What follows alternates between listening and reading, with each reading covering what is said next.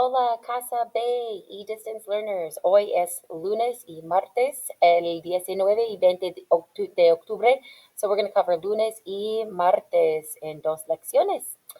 Bueno, primero el lunes el 19 de octubre. Bueno, hoy ustedes van a ver unos errores típicos de los diarios.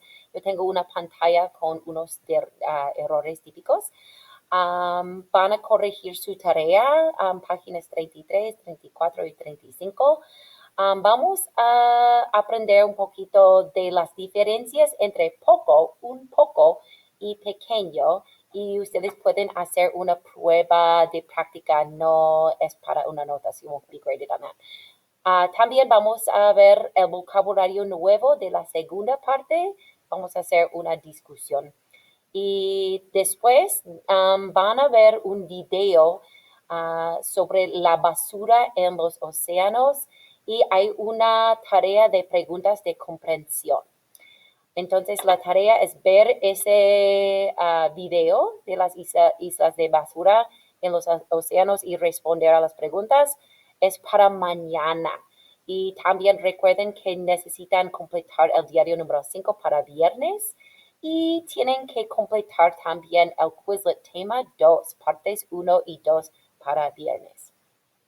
Primero, aquí están unos errores típicos en sus diarios. Hay que prestar atención a las diferencias de los adjetivos demostrativos. Remember, this and these both have T's, that and those don't. So I saw a couple of errors with this. So just pay attention. Here's an example of A and B show some errors with corrections and then some correct examples. So, en este episodio, la mujer le manda una carta a su esposo. Y unos ejemplos correctos son, so you would say, en este episodio, no este episodio. Unos ejemplos correctos, uno dice, mi madre me dice que este anillo es caro y tú eres la persona quien conoce esta película. Bueno, y tenemos unos errores con el subjuntivo. Be careful with the subjunctive. Some people are just forgetting about weirdos. So make sure when you're writing, you're always keeping weirdos in mind. So we have ellos no piensan que someone wrote hay bastante tiempo, but it should be haya. Ellos no piensan que haya bastante tiempo. Unos ejemplos correctos. Teresa y Paula no quieren que yo vaya con ellas y yo no creo que tú tengas bastante tiempo para hacerlo. Here are corrections for your homework. Bueno, sí, pueden corregir la tarea en Google Slides. Bueno, vamos a hablar hoy de poco versus un poco de, okay? Hay una diferencia. So I think of this as the glass half empty versus the glass half full. So when you say tengo un poco de dinero ahorrado para la universidad, that's like saying I have a little bit of money saved for college. But this other person says tengo poco dinero, I have very little money to eat. So one is kind of a positive connotation. The other one is a little bit on the negative side of just lacking, okay? So let's look at these. Differences between poco and un poco de. Be careful when using the adjectives poco and un poco de because they're really not the same. Also, we're going to be learning how to use poco, pequeño, and poquito. Poco, poca, pocos, and pocas by themselves without an un before indicates a small amount or number of something. It has a negative connotation. It emphasizes the lack of something. As it is an adjective, it has to agree in gender and number with the noun it is referred to. So look at this example. Gana poco dinero. He earns very little money. Tenemos poca agua en el campo. We have very little water in the country. Hay pocos alumnos en esa escuela. There are few students at that school. Y hay pocas cosas que hacer allí. There are very few things to do there. So it's kind of have a negative connotation. When we look at un poco de, that means some. It provides some type of positive idea. It may be enough for what I want. So look at this. He earns very little. Remember, this is without the un. So gana poco dinero, that's negative. It sounds negative. He earns very little money, but gana un poco de dinero, he earns a little money. So it's a little bit more positive. Hay poca contaminación. There's very little pollution. Well, that's actually weird because that sounds like it could be a positive thing. Hay un poco de contaminación. There's some pollution. So just know that there's very little as far as amount, and then some is going to be un poco de. Okay. So that maybe that doesn't really follow that. Also, be careful not to mistake poco with pequeño. Pequeño means small, young, petite. Well, I don't know, there's an E missing there, but it is. It always refers to a size. Pequeño is always a size, okay? So, estos niños son pequeños para estar solos. These children are young to be alone and or small. And then nuestra casa es pequeña, our house is small. So that refers to size. And then poquito is just the diminutive. Ita is always the diminutive of something. So it's even less than poco. So voy a estudiar un poquito. I'm going to study just a little bit, okay? Y el niño parece un poquito bajo para su edad. The child seems a little small for his age. Here are some idiomatic expressions with poco. Now, you don't need to know these by heart. We're not going to be tested on them. But I dare you, I challenge you to use a little bit of some of these, un poco, a couple of these in your writing. Okay, so some of them are just more user-friendly than others. There are quite a few of them that I actually use, but here they are. So, tardaré muy poco. I won't be long. So there's that use of the future. So I won't be late, really, like very little. I'll be very little late. Okay, I won't be long. Voy poco por allí. I don't go there very often. Al poco de means shortly after. Dentro de poco is soon or in a short time. I use that all the time. I use that a lot. Hace poco means a little while ago. Remember hace expressions with, like, if you said hace una hora, that'd be an hour ago or something. Hace poco just means a little while ago, not long ago.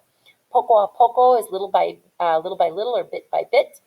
Poco a poco, if you're kind of exclaiming, is a little bit different. That's steady on or slow down. Poco a poco. Maybe that's something you would say to a dog or to a horse. I'm not sure.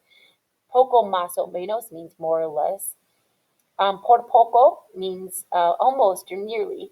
And then tener en poco a alguien means not to think highly of somebody. Okay. So there's a little quiz here. If you go into your Google Slides, it says prueba esta prueba. Scroll down to the bottom. As soon as you click on this, there's going to be a bunch of junk, and there's going to be those notes that we just went through. Go to the bottom. There's a green box, and there's an ungraded quiz that you can just try some of these, okay? Aquí está nuestro vocabulario nuevo. This is la segunda parte del vocabulario. Remember that we have our quiz that due this Friday. So you're probably well on your way to knowing these, but we need to go through them ourselves. So let's go through them. First of all, el vocabulario primordial. These are campos y profesiones importantes en el futuro. So think about sciences, las ciencias naturales y ciencias en general. We have, repeat after me, la astrofísica, la bioquímica, la cibernética, la genética, la ingeniería, la microbiología, la programación. So each of these has a person too. So astrophysics, biochemistry, cybernetics, which has to do with computer science, genetics, engineering, microbiology, and programming, which is different than cybernetics. And I don't know if this is like the study of cyber. I'm not really sure, to be honest with you, but cibernética. I don't know. And then we have some verbos aquí. Repiten, por favor. Aumentar, clonar, dañar, etiquetar, manipular, mejorar, predecir, proponer. So those are a couple, and predecir is like you just use it, it's just like decir, to predict, but you have pre on it, which is prefix. So you treat it the same way, like predigo means I predict. Predicho would be the, well, we'll look at that in a second. That's the past participle. Proponer is to propose, and it's just like to put, but pro is the prefix, and it's propongo, propones, propone, etc., etc. So like decir and pone, okay?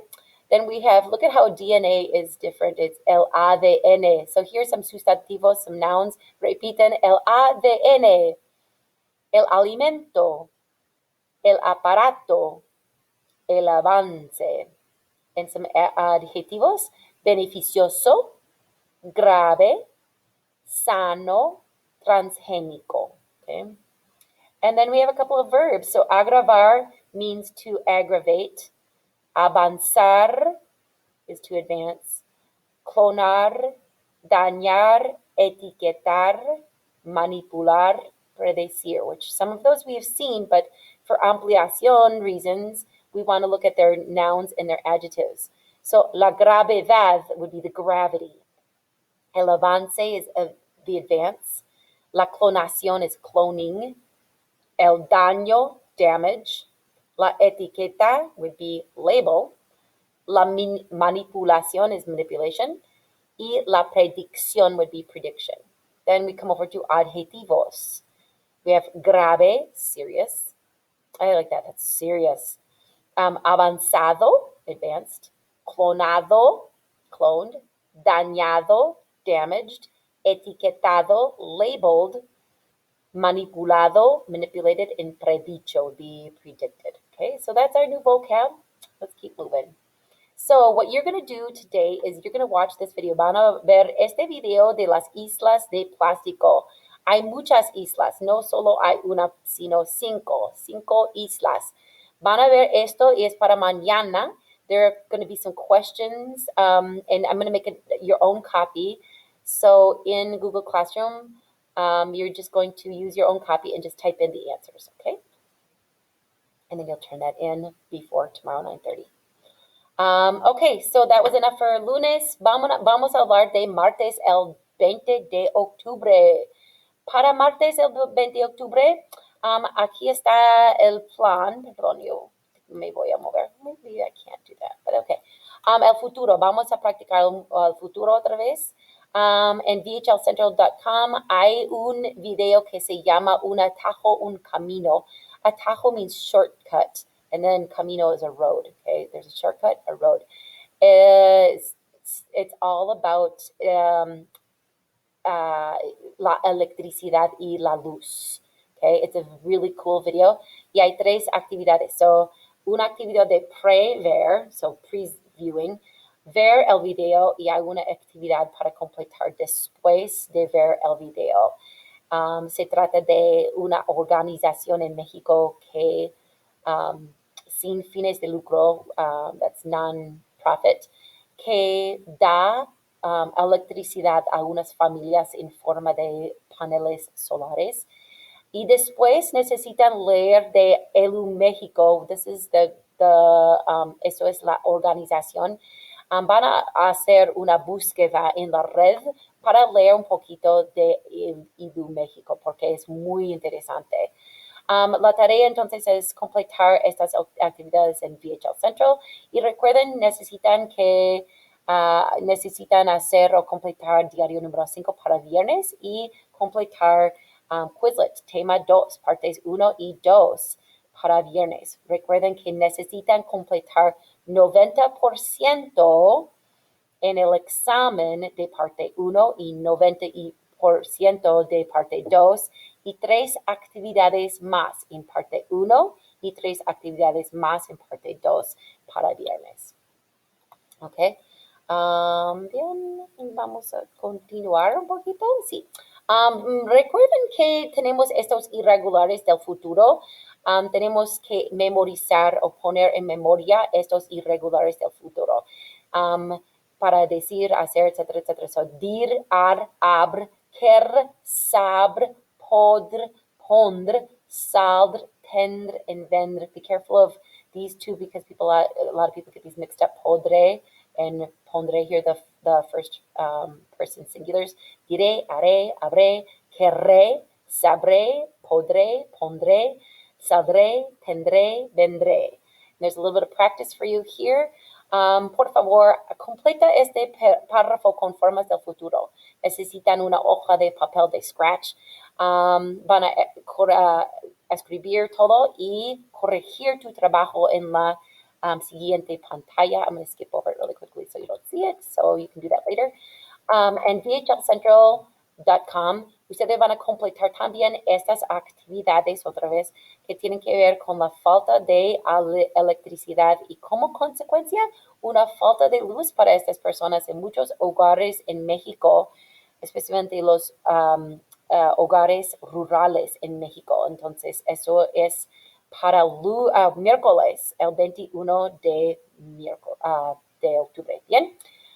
También hay que aprender más.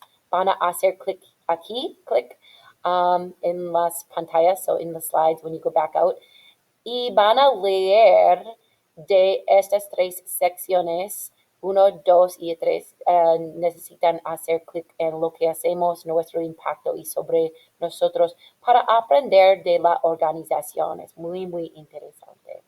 Bien, entonces, eso es todo que necesitan hacer y es 2 días de trabajo, hay mucho que hacer y vamos a hablar más tarde, entonces espero que tengas un buen día. Hasta luego, chao.